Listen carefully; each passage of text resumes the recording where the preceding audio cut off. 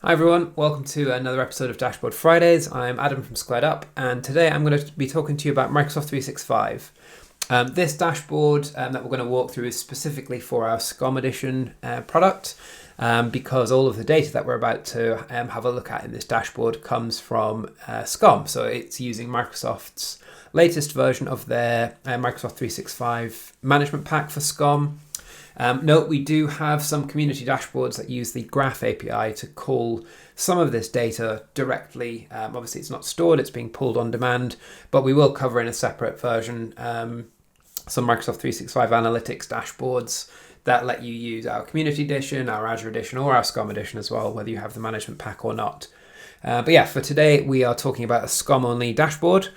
I'll bring the dashboard up, and before I start walking you through everything that's on here, I'm just going to do something I hate doing on a demo. I'm going to jump over to the SCOM console and show you how this works. Let me just bring that up a little bit bigger. So this is just one of our internal development SCOM environments, and I've already added the management packs, just a single file import, and then you get this Microsoft 365 admin area under the administration pane. You're basically adding two different things here. You are configuring which Microsoft 365 subscriptions to monitor, in other words, which Active Directory tenants you're connecting to, that all your users and licensing and all your teams is hosted in, that kind of stuff. And then you're going to choose one or more watcher nodes. So any SCOM monitored server can be used as a watcher for this management pack, and it will set up everything it needs to make this work.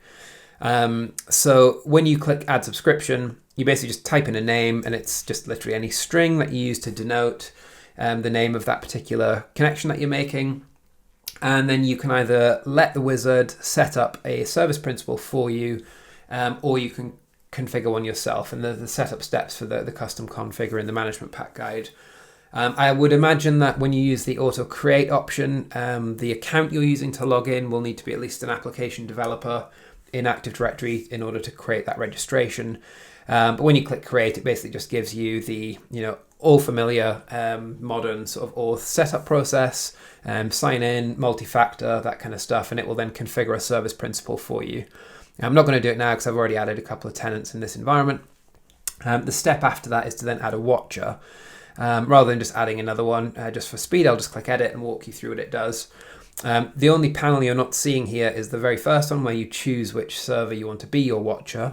The two that we've chosen in this case, if I just go back here, one is hosted on-prem in our office in the UK. The other is a VM running in Azure East US. So we are testing from two locations effectively, which gives us good coverage for our UK users and our US users.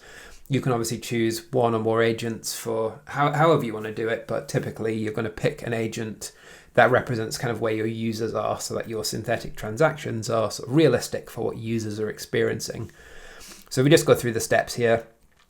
You choose which subscription you want this watcher to connect to. In this case, our main SquaredUp.com domain. The other steps will then let you turn on or turn off different parts of the monitoring functionality. So for example, whether you want it to monitor Teams or SharePoint, it will verify that the watcher is able to actually monitor. And if it's not, it can just install all the prerequisites needed. It needs .NET, it needs PowerShell version 5, and there's a network assessment tool that it uses for Teams. And it will, like I said, it will install those for you. You can choose if you use alternate endpoints for whatever reason, they can be set up here. You can then test that your agent is able to carry out that synthetic transaction. All good there. Mail flow, this lets you configure, in our case, we've got the Microsoft 365 to Exchange mail flow testing turned off because we don't have an on-prem Exchange environment. But if you do, you can just specify your Exchange server, give it some credentials to use, and it can then test mail flow between the cloud-hosted Exchange and your on-prem Exchange. In our case, we're just using two service mailboxes to send emails back and forward to each other, and it's testing the time it takes between send and receive to do that. SharePoint Online, you just specify your site information. Teams, it will create this test channel for you, and basically all it does is it drops files in and then deletes them and tests how fast it can interact with those So our customer support team get burdened with this extra channel here, but obviously, set up a dedicated team for monitoring in a sort of production environment. Licensing setup. This lets you monitor the consumption of your licenses in Microsoft 365. This is actually a great upgrade since the last version of this management pack. When we did a coffee break with Microsoft about this about a year ago, each watcher could only monitor one license SKU. So in our case, where we have, I think, about 19 different SKUs that I wanted to monitor, the only option I had at the time was to set up 19 different watcher nodes, and that is absolutely crazy. So I'm glad to see that with V2 of this management pack, they've changed it so that each watcher can monitor one or many license SKUs, and it gives you a bit of information here. You can choose your thresholds, like I only want an error alert to be created when there are 0 licenses left, 0% of the licenses are left, and issue a warning when we're getting pretty close. You can choose which SKUs you want to monitor. Maybe you don't care about them all. For demo purposes, I just ticked everything that we actually have in our environment. And then in location setup, you can just free type some part of an address, roughly where the agent is hosted, and it will then give you it will create that location with coordinates as well. So the agent setup is actually pretty simple. Note for the email testing, this has to be a mailbox that has an Exchange license at least, so that it can actually send and receive email. But once you've added your watchers, SCOM is pretty much ready to go. And under the monitoring pane, you then get what you'd expect, which is just loads of views showing watcher status. You'll be able to look at all of the performance graphs. But obviously, today we are here to talk about the dashboard, the SquaredUp dashboard for this. So I'll switch back over to it. Everything you're seeing here is what you would see in the SCOM console, obviously just a bit prettier. So I've got my two subscriptions that you saw in the SCOM console here. There's not a lot of information actually attached to the subscription itself. For example, if I switch over to performance, there are no metrics against a subscription object. It's kind of just a container really for sort of other things, where you can turn on monitoring for specific other services. The default is that a lot of this is turned off. All of the juicy detail is attached to the watcher nodes themselves. So you can see, for example, that all of the objects relating to my license monitoring are specifically attached to the agent that's carrying out that test. So we've got a pretty nice summary dashboard. It's showing all the things that would be of interest to you if a user reported a problem with something. So how long it takes to log in to any of the various endpoints, how quickly portal.office.com is responding, the various services that handle email, outlook.office365.com, and it's measuring round trip times from your SCOM agent to the cloud service and back again. And it's doing this for Teams and SharePoint. And then these are I think, quite interesting metrics, which are the mail flow duration kind of stuff. So how long it takes to send an email from one account to another. And if you're doing this in a hybrid environment with on-prem Exchange as well, this is actually pretty cool data comes out of this. But like I said, nice sort of overview dashboard. This dashboard pack also contains a bunch of perspectives. So if I drill into a watcher, you'll see this selection of perspectives here. So we have some dedicated views focused on the different components of Microsoft 365 that are being monitored.